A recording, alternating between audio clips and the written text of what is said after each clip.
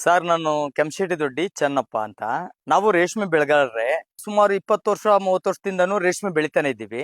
ಅವಾಗ ಆಳ್ ಸಿಗ್ತಾ ಇದ್ರು. ಅವಾಗ ವಯಸ್ಸು ಇತ್ತು, ಚೆನ್ನಾಗ್ ಮಾಡವಿ. ಅತ್ ಕಡೆನೂ ಇಂಟ್ರೆಸ್ಟ್ ಇಲ್ಲು, ಇತ್ತ ಕಡೆನೂ ಇಂಟ್ರೆಸ್ಟ್ ಇಲ್ಲು. ಆಳ್ ಯಾರು ಬರೋದಿಲ್ಲ. ಆಳ್ ಯಾರು ಬರ್ದೇ ಇರೋದ್ಕ ಈ ವರ್ಷ ತಿಂಗ್ಳಿಗೆ 2 ಸತಿ ಇದು ಹೊಡಿಬೇಕು ಕುಡಿ ಔಷಧಿನ.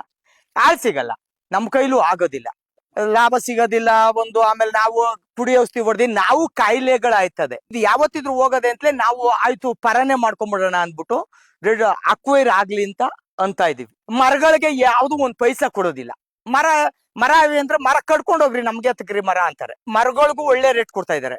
ರೇಷ್ಮೆ ಕಡ್ಡಿಗೆ 1 ಎಕರೆಗೆ 14 ಲಕ್ಷ ರೂಪಾಯಿ ಕೊಡ್ತಾ ಇದ್ದಾರೆ. ನಮ್ಮ ರೈತರಿಗೆ ಇದಕ್ಕಿನ್ನ ಯಾವುದು ಇಲ್ಲ. ಆ ದೆಸೆಯಿಂದ ನಾವು ಇವೆಲ್ಲ ಯೋಚನೆ ಮಾಡ್ಬಿಟ್ಟು ಅಕ್ವೇರ್ ಆಗ್ಲಿ, ನಮ್ ಕೈಲಿ ಇನ್ನ ಆಗೋದಿಲ್ಲ. ಆಮೇಲೆ ಆಳ್ ಸಿಗೋದಿಲ್ಲ. ಮೇಯ್ನು ನಮಗೆ ಆಳ್ ಸಿಗೋದಿಲ್ಲ. ವ್ಯವಸಾಯ ಏನೋ ಕಷ್ಟ ಸುಖನೋ ಮಾಡೋಣ, ಆಳ್ ಸಿಗಲ್ಲ. ಆದಷ್ಟಕ್ಕೆ ಆಯ್ತದೆ. ಒಳ್ಳೆ ಪರಿಹಾರ ಕೊಡ್ತಾವ್ರೆ. ನಾವು ಜಮೀನ್ ಕೊಡ್ತೀವಿ, ಮರಕ್ಕೂ ಒಳ್ಳೆ ಬೆಲೆ ಕೊಡ್ತಾವ್ರೆ. ನಾವು ಕೊಡಕ್ ರೆಡಿ ಇದೀವಿ.